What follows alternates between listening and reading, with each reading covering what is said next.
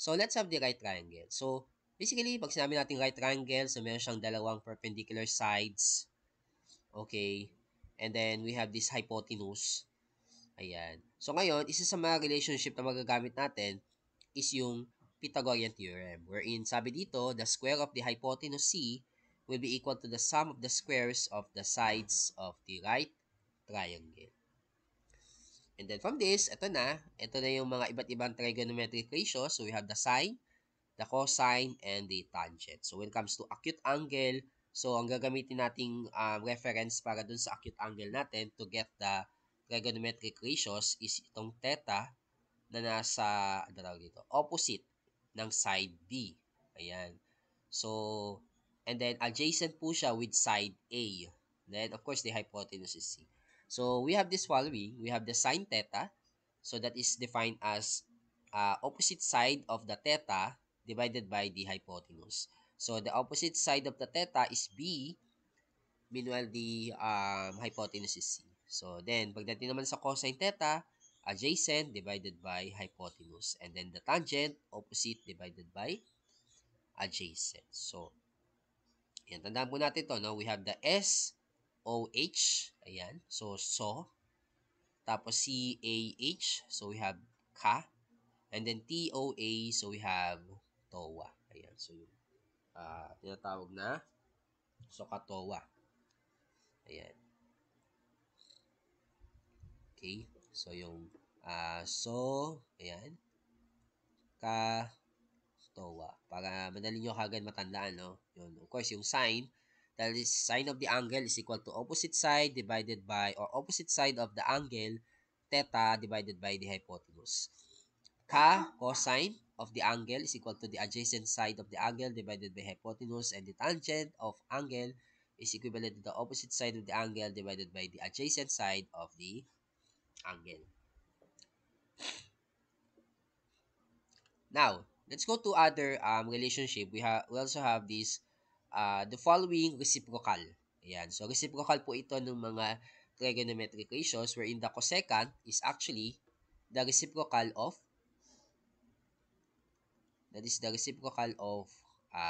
sine.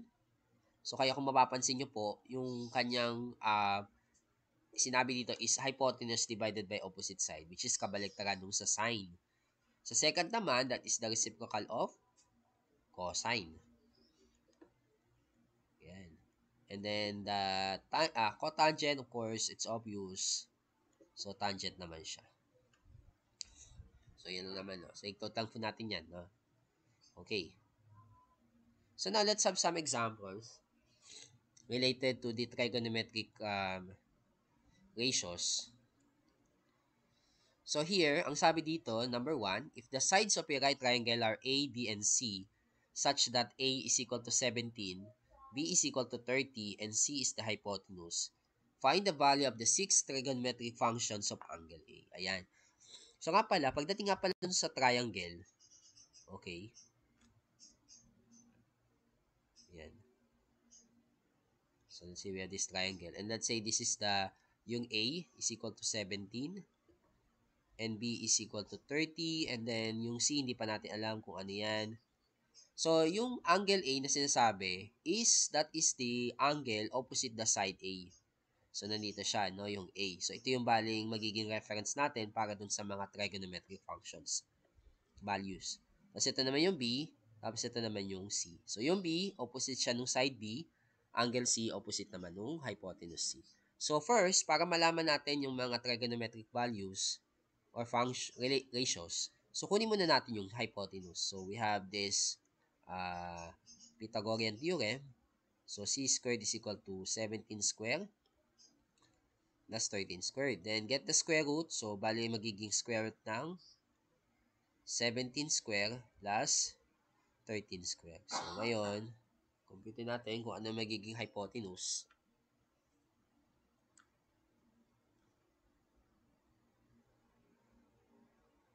So, ang nakuha is, ayun, 34.4819.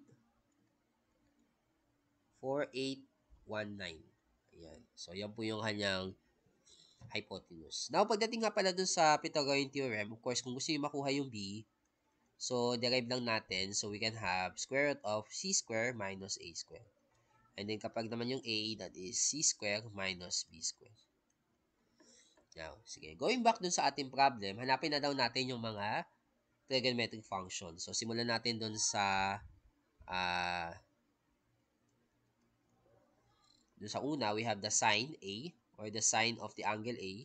So, sabi natin, sine of angle A is opposite over the hypotenuse. So, opposite. So, 17. Divide mo lang sa 34.4819. So, kunin muna natin siya na nakadecimal.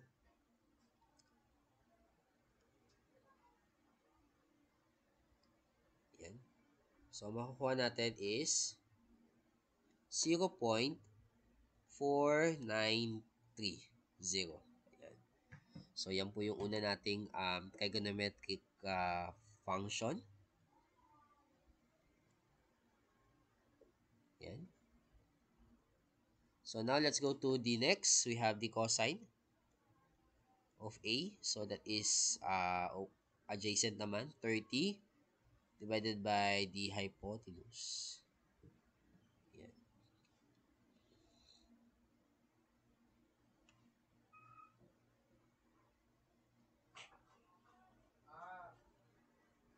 So, yan. Makuha natin is 0.8700. Yan. So, yan po yung ating cosine naman. And then, pagdating naman sa tangent, so opposite, so 17 divided by 30. So, actually, pwede na yan. Pero kung gusto mong gawing decimal yan, so makuha mo is 0.5667. Ayan. Then, pagdating naman dun sa cosecant, ayan. So, yung cosecant naman natin, so, ang sabi, syempre, reciprocal lang po siya nung sine, no? So, yung hypotenuse, i-divide mo lang dun sa side na 17. So, makuha mo ay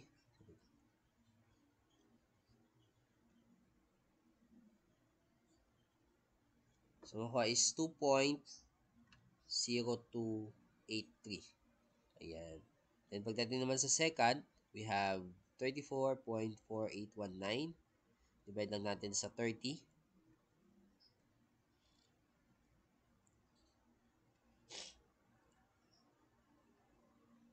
So, we have 1.1494. Ayan. Tapos, cotangent naman, so that is 30 divided by 17. So, makuha is 1.7647. Ayan. So, kompleto na po yung ating mga trigonometric ratios natin. Okay, with respect dun sa angle A.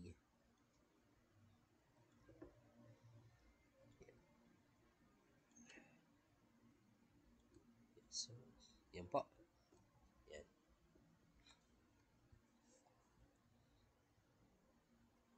Okay. So, now let's go to the example number 2. Okay. So, ang sabi naman dito, if cosine theta is equal to 9 over 41, determine the values of the other trigonometric ratios of this right triangle. So sige, drawing natin yung right triangle na sinasabi. And then, let's say this is the theta. So, ang sabi, cosine theta daw is 9 over 41. So, ibig sabihin yung 9 is the adjacent side ng theta at yung 41 is the hypotenuse. So, first, alamin muna natin kung ano tong side na to. Let's see, tawagin natin siyang x. So, of course, gamitan lang natin ng Pythagorean theorem. O gusto nyo a na lang, pwede naman. A na lang. Yan. So, makuha natin yung a, so that is equivalent to the square root of c square minus b square. Wherein, of course, this is the c, and this is the B. Ayan. So, okay lang naman na magkapalit yung A or B. Wala namang problema doon. So, square root of 41 square minus 9 square. So, tingnan natin kung ano magiging value ng A. So, the answer is 40. Ayan, sakto. Ayan. So, ngayon, pwede natin siyang gawing yung mga sagot natin in terms of fraction na lang. Ayan. So, we're in the sine theta, opposite. So, 40 over 41. The tangent theta, opposite over the adjacent. So, opposite natin is 40 over 9. Ayan. Tapos, yung cosecant, so, kabaligtaran siya nung sa sine, 41 over 40.